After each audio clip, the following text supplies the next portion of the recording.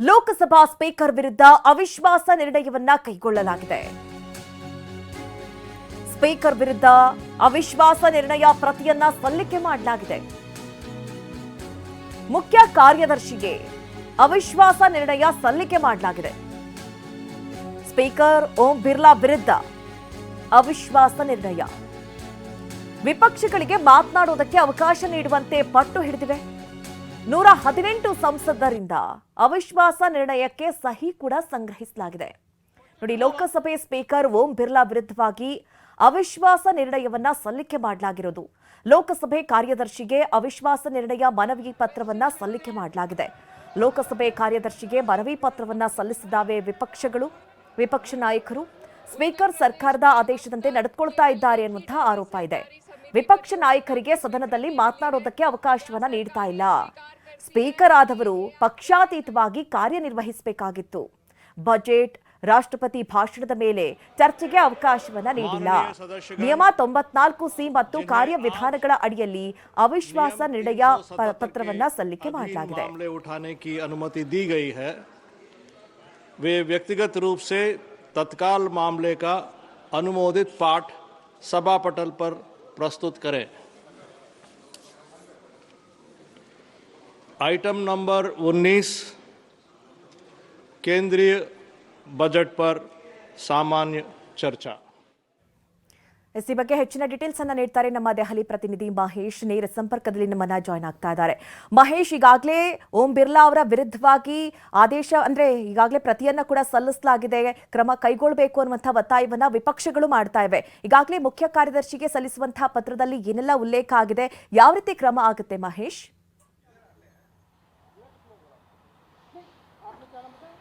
ಅದು ಖಂಡಿತ ಕಳೆದ ವಾರದಿಂದ ಕೂಡ ಸಾಕಷ್ಟು ಗದ್ದಲ ಉಂಟಾಗಿರುವಂಥದ್ದು ಲೋಕಸಭೆಯಲ್ಲಿ ಅಂತ ಹೇಳ್ಬೋದು.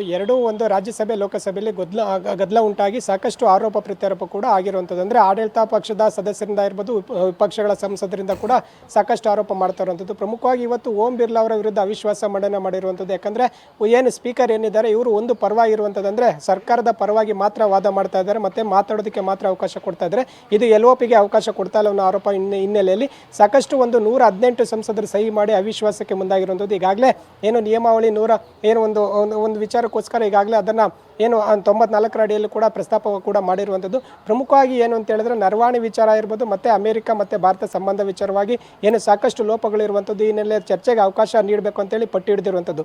ಜೊತೆಗೆ ಕಾಂಗ್ರೆಸ್ 8 ಸಂಸದರು ಏನಿದ್ದಾರೆ ಅವ್ರನ್ನ ಕೂಡ ಒಂದು ಅಧ್ಯಕ್ಷರಿದ್ದಾರೆ, ಇವರು ಕೂಡ ಒಂದು ಅಮಾನತು ಕೂಡ ಮಾಡಿದರು. ಈ ನೆಲೆಯಲ್ಲಿ ಸಾಕಷ್ಟು ಆರೋಪಗಳು ಇದ್ದಂಥ ಹಿನ್ನೆಲೆಯಲ್ಲಿ ಈಗ ಅವಿಶ್ವಾಸ ಮಂಡನೆ ಮಾಡಿರುವಂಥದ್ದು.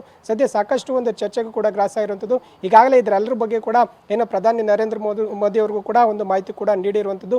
ಏನು ಗೃಹ ಸಚಿವರಾದಂಥ ಅಮಿತ್ ಶಾ ಇರ್ಬೋದು, ಮತ್ತು ಕಿರಣ್ ರಿಜಿಜು ಕೂಡ ಭೇಟಿ ಮಾಡಿ ಚರ್ಚೆ ಕೂಡ ಮಾಡ್ತಾ ಇರುವಂಥದ್ದು. ಪ್ರಮುಖವಾಗಿ ಸಾಕಷ್ಟು ಆರೋಪಗಳ ನಡುವೆ ಈಗ ಅವಿಶ್ವಾಸ ನಿರ್ಣಯ ಮಂಡನೆ ಆಗಿರುವಂಥದ್ದು. ಆದರೆ ಇದಕ್ಕೆ ಸರ್ಕಾರ ಯಾವುದೇ ರೀತಿ ಸೊಪ್ಪಾಕಿಲ್ಲ ಅನ್ನುವಂಥದ್ದು ಕೂಡ ಮಾತುಗಳು ಕೇಳಿ ಬರ್ತಾ ಇರುವಂಥದ್ದು. ಯಾಕಂದರೆ ಇದ್ಯಾವುದು ಬೇಡಿಕೆಗಳು ಕೂಡ ಒಪ್ತಾ ಇಲ್ಲ. ಕಾನೂನು ಅಡಿಯಲ್ಲೇ ನಾವು ಕೆಲಸ ಮಾಡ್ತಾ ಇದ್ದೀವಿ, ಏನು ಅಧ್ಯಕ್ಷರು ಕೂಡ ಅದೇ ರೀತಿಯಾಗಿ ಕೆಲಸ ಮಾಡ್ತಾ ಇದ್ದಾರೆ ಅಂತ ಕೂಡ ಏನು ಸರ್ಕಾರ ಹೇಳ್ತಾ ಇರುವಂಥದ್ದು. ಒಟ್ಟಾರೆ ಈಗ ಅವಿಶ್ವಾಸ ಮಂಡನೆ ಆಗಿರುವಂಥದ್ದು. ಒಟ್ಟು 118 ಸಂಸದರು ಇದಕ್ಕೆ ಸಹಿ ಹಾಕಿದ್ದಾರೆ. ಆದರೆ ಇದರಲ್ಲಿ TMC ಸಂಸದರು ಯಾವುದೇ ರೀತಿ ಒಂದು ಪ್ರತಿಕ್ರಿಯೆ ನೀಡಿಲ್ಲ, ಮತ್ತು ಬೆಂಬಲ ಕೂಡ ನೀಡಿಲ್ಲ. ಇದರ ಪರವಾಗಿ ನಾವು ಇದೀವಿ ಅನ್ನೋದು ಕೂಡ ಒಂದು ಮಾಹಿತಿ ಕೂಡ ರವಾನೆ ಮಾಡಿರುವಂಥದ್ದು. SP ಸೇರಿದಂತೆ DMK ಸೇರಿದಂತೆ ಈಗ ಇಂಡಿಯಾ ಮೈತ್ರಿಕೂಟದ ಸಂಸದರು ಏನೋ ಒಂದು ಸಹಿ ಹಾಕಿ ಕಳಿಸಿರುವಂಥದ್ದು. ಅವಿಶ್ವಾಸ ಮಂಡನೆ ಆಗಿರುವಂಥದ್ದು ಮಧು. ಈಗ ಓಕೆ ಮಹೇಶ್, ಥ್ಯಾಂಕ್ ಯು ನಿಮ್ಮೆಲ್ಲ ಡೀಟೇಲ್ಸ್ಗಾಗಿ. ಈಗ ನೀವೇನು ದೃಶ್ಯಗಳಲ್ಲಿ ಗಮನಿಸ್ತಾ ಇದ್ದೀರಿ, 118 ಸಂಸದರು ಸಹಿ ಹಾಕಿ ಈಗ ಅವಿಶ್ವಾಸ ನಿರ್ಣಯವನ್ನ ಕೈಗೊಂಡಿರುವಂಥದ್ದು. ಆ ಕುರಿತಂತೆ ಮುಖ್ಯ ಕಾರ್ಯದರ್ಶಿಗೆ ಪತ್ರವನ್ನ ಸಲ್ಲಿಸಿದ್ದಾರೆ. ಅದರಲ್ಲಿ 118 ಸಂಸದರು ಸಹಿ ಕೂಡ ಮಾಡಿದ್ದಾರೆ. ಅಂದ್ರೆ ನಮಗೆ ಅಲ್ಲಿ ಮಾತನಾಡೋದಕ್ಕೆ ಅವಕಾಶವನ್ನ ಮಾಡಿಕೊಡ್ತಾ ಇಲ್ಲ ಅನ್ನುವಂಥ ಆರೋಪವನ್ನ ಮಾಡ್ತಾ ಇದ್ದಾರೆ.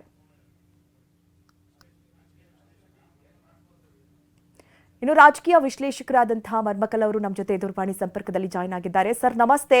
ಈಗಾಗಲೇ ಗಮನಿಸ್ತಾ ಇರೋ ಹಾಗೆ ಸ್ಪೀಕರ್ ವಿರುದ್ಧವಾಗಿ ಬಹಳ ಆಕ್ರೋಶ ವ್ಯಕ್ತವಾಗ್ತಾ ಇದೆ. ಮಾತನಾಡೋದಕ್ಕೆ ಅವಕಾಶವನ್ನೇ ಕೊಡ್ತಾ ಇಲ್ಲ ಅನ್ನುವಂಥ ಕಾರಣದಿಂದಾಗಿ ಈಗ ಅವಿಶ್ವಾಸ ನಿರ್ಣಯವನ್ನ ಕೈಗೊಳ್ಳಲಾಗಿದೆ. ಪತ್ರದ ಮೂಲಕವಾಗಿ ಒಂದಷ್ಟು ಆರೋಪಗಳನ್ನ ಮಾಡಿದ್ದಾರೆ ಅನ್ನೋದು. ಈಗ ಮುಂದೆ ಯಾವ ರೀತಿ ಆಗುತ್ತೆ ಪ್ರೋಸೆಸ್, ಈ ಬಗ್ಗೆ ಯಾವ ರೀತಿ ಕ್ರಮ ಆಗುತ್ತೆ ಸರ್? ಕ್ರಮ ಅಂದ್ರೆ ಮೇಡಮ್ 118 ಜನ ಸಬ್ಮಿಟ್ ಮಾಡಿದ್ದಾರೆ, ಸೈನ್ ಮಾಡಿ. ಅವರು ಸೆಕ್ರೆಟರಿ ಅಗೇನ್ ಮತ್ತೆ ಅವರು ಸ್ಪೀಕರ್ಗೆ ಕೊಡ್ಬೇಕ ಲೆಟರ್.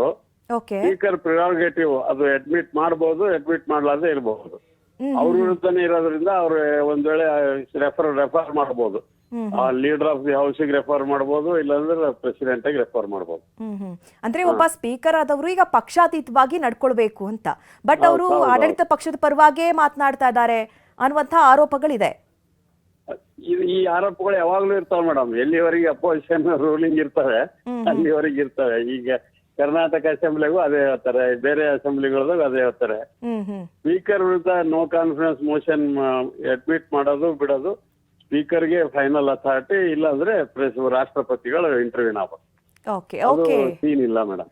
ಓಕೆ ಮರಮಕಲ್ ಅವರೇ, ಟಿವಿ ನೈನ್ ಜೊತೆ ಮಾತಾಡಿದ್ದಕ್ಕಾಗಿ ಧನ್ಯವಾದಗಳು. ಇಲ್ಲೇ ಹೌಸ್ ನಾಗೆ ಡಿಸೈಡ್ ಆಗ್ತದೆ. ಸ್ಪೀಕರ್ ರಿಜೆಕ್ಟ್ ಮಾಡಬಹುದು, ಎಕ್ಸೆಪ್ಟ್ ಮಾಡಬಹುದು. ಎಕ್ಸೆಪ್ಟ್ ಮಾಡಿದ್ರೆ ಮತಕ್ಕೆ ಹಾಕ್ತಾರೆ, ಅಲ್ಲಿ ಮತ್ತೆ ಇದಾಗ್ತದೆ. ಎಕ್ಸೆಪ್ಟ್ ಮಾಡ್ಲಿಲ್ಲ ಅಂದ್ರೆ ಅದು ರಿಜೆಕ್ಟ್ ಆಗಿ ಹೋಗ್ತದೆ. ಓಕೆ ಓಕೆ ಸರ್, ಧನ್ಯವಾದಗಳು.